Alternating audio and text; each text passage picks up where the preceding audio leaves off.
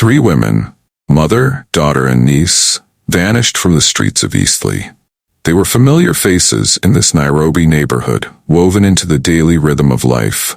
But on one quiet October night, they simply disappeared. No goodbyes, no warning. Before we dive into this heartbreaking story, take a moment to join our community by hitting the subscribe button. Every time we explore true crime stories that reveal the hidden depths of human resilience, courage, and sometimes unimaginable loss. If you want to stay connected with stories that resonate and reflect on real-life mysteries, turn on notifications so you never miss a moment. And as you watch, feel free to share your thoughts in the comments below. Your perspective helps us uncover new angles in every case. Now, let's begin the story of a night in Eastleigh that changed everything. As dawn crept in, Eastleigh was left in silence, its streets holding a mystery few could comprehend.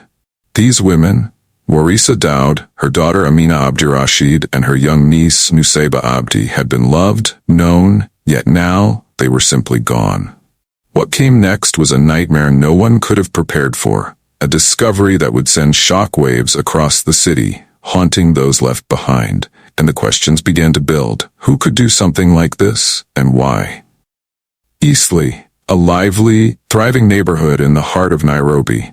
Here, the hum of life fills every street corner. Vendors line the sidewalks, their voices mingling with laughter, music, and the ever-present rhythm of foot traffic. Families gather, children play, and in every direction, there's movement, light, and energy. But on the night of October 21st, 2024, something felt different. As evening settled over Eastleigh, the usual sounds grew faint. The bustling energy seemed to dim, leaving only shadows stretching across the alleys. The once vibrant streets grew quieter with each passing hour. Waris Daud, her daughter Amina, and her young niece Nusayba moved through these familiar streets, just as they had so many times before. But this time, something was different. This night would be their last. Waris Daud was a woman of resilience, a mother who stood as a pillar of strength for her family. At 38, she was more than a mother. She was a provider, a friend, and a trusted figure in her community. Her daughter, Amina Abdirashid, just 22 years old, was always by her side, the bond between them unbreakable, built over years of shared challenges and dreams. And then there was Nusayba, just 12, Waris's niece but more like her own child, always looking up to her aunt as a mother and protector. Waris, Amina, and Nusayba were inseparable. Their lives, woven tightly together, were a picture of family strength.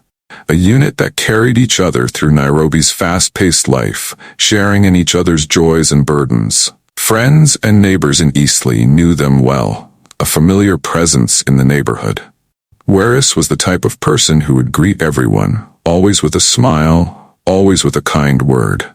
Amina, her young daughter, carried that same warmth, while little Nusayba brought joy to everyone she met. But this family's quiet strength and unbreakable bond would face an unimaginable test that night. The evening that started like so many others would soon take a tragic turn, one that would shatter their world forever. That evening, October 21st, 2024, felt like any other. Waris, Amina, and young Nusayba stepped out onto the familiar streets of Eastleigh, perhaps to visit friends, or perhaps just to feel the cool evening air. They walked side by side, moving through the neighborhood they knew so well, passing familiar faces and places. Nothing seemed out of the ordinary. But as the hours crept on, the usual comfort of the night turned to silence. By late evening, there was no sign of Waris, Amina, or Nusayba. The streets had emptied, and their loved ones began to worry. First, it was only a small concern. Perhaps they had simply stayed out a little later than expected. But by midnight, worry turned to fear. Friends tried calling, family members reached out, each one met with nothing but silence. As the minutes turned to hours, a dark unease spread. Where could they have gone? The streets of Eastleigh, usually so alive, felt hollow that night, as if something vital had slipped away. Dawn arrived, bringing with it the terrible realization that something had gone horribly wrong. Friends, neighbors, and family gathered, searching, asking, pleading for answers. But there were none. No trace of them. No clue as to where they might be. And slowly, as the city woke up, the whispers began. Whispers of the unthinkable. The reality that had set in was more than anyone could comprehend. The police were called, and an official search was launched. But with each passing moment, the hopes of finding them safe and sound grew dimmer. Somewhere in the quiet of that night, Waris, Amina, and Nusayba had been taken. The investigation began swiftly. Nairobi's detectives mobilized, setting up a coordinated effort to trace any possible leads that might explain the sudden disappearance of Waris, Amina, and young Nusayba. Officers combed through Eastleigh, questioning anyone who might have seen them that night, piecing together fragments of their last known steps.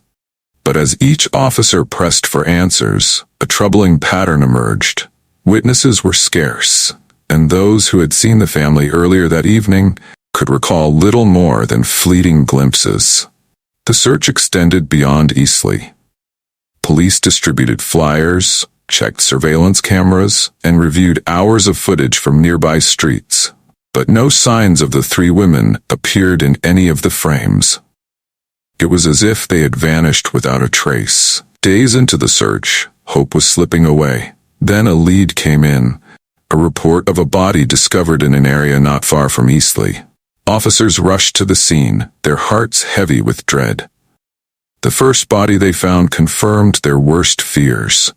Waris Daud had been brutally murdered, her body left abandoned, her hands severed in a shocking display of violence. As officers processed the scene, a second call came in, then another.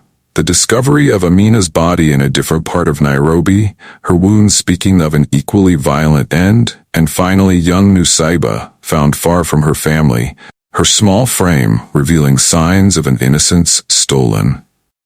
The brutality of the murders was overwhelming. Detectives now faced not only a search for the truth, but the grim reality of piecing together a string of cold, calculated violence. Nairobi had seen crime before, but nothing quite like this. Just when it seemed the investigation was hitting a wall, a new piece of evidence emerged, a clue that would send shockwaves through the team. As investigators re-examined the evidence, a name surfaced: Hashim Dagane Muhammad. To some, he was a mere stranger in the crowded streets of Nairobi. But to those who knew him, his past held shadows that few could imagine. Hashim was a man with a history that stretched beyond Kenya's borders. In Ethiopia, he had faced allegations of violence and even the deaths of his own family members, a trail of accusations and suspicions that had somehow evaded justice. Now, here he was again, a name connected to an unspeakable crime. For the detectives, this revelation was a turning point. Hashim was no ordinary suspect. He was a figure cloaked in past horrors. The investigation had taken a shocking turn, leading them into a story darker than they had prepared for. And with this discovery, the question remained: would this man finally face the consequences of his actions, or would his secrets remain buried? The clock was ticking, and every second counted. After an intense investigation, Hashim Dagane Muhammad was finally brought to justice. The courtroom was tense, filled with the silent weight of grief and outrage. Families, friends, and members of the Eastleigh community gathered, each one bearing witness to the unfolding of justice. As the evidence was presented, the full extent of Hashim's brutality came to light. A carefully pieced puzzle of cold, calculated violence against those who had once walked peacefully through the streets of Eastleigh. The testimonies were heart-wrenching, the details shocking, and the images that the prosecution shared left the courtroom in silent horror. Yet through it all, the community stood united, determined to see justice served. One by one, pieces of evidence stacked up against Hashim, painting an undeniable picture of his guilt. The jury, moved by the enormity of his crimes, reached their verdict swiftly. As the sentence was read, there was a moment of collective release, a quiet acknowledgement that justice, though served, could never undo the loss. Hashim would spend his life behind bars, Yet for the families of Waris, Amina, and Nusayba, the pain of their absence would remain. The case left a mark on Eastleigh, a scar in the memory of a community that had lost 3 of its own. But their memory would live on, a stark reminder of the pain violence leaves in its wake, and a call for vigilance, compassion, and the hope for a safer future. As we look back on this tragic story, a family torn apart, a community left grieving, we're left with questions that go beyond the courtroom. How do we prevent tragedies like this? And in a world filled with uncertainty, how do we keep our communities safe? Do you believe justice was truly served, or does the impact of this loss linger on? We'd love to hear your thoughts in the comments below. And if you want to see more stories that uncover the fragility of life and the resilience of those left behind, don't forget to like, subscribe, and turn on notifications. Each time we share real-life mysteries and stories that stay with us long after the final verdict. Thank you for watching, and may we all find ways to honor the lives we've lost and protect those we hold dear.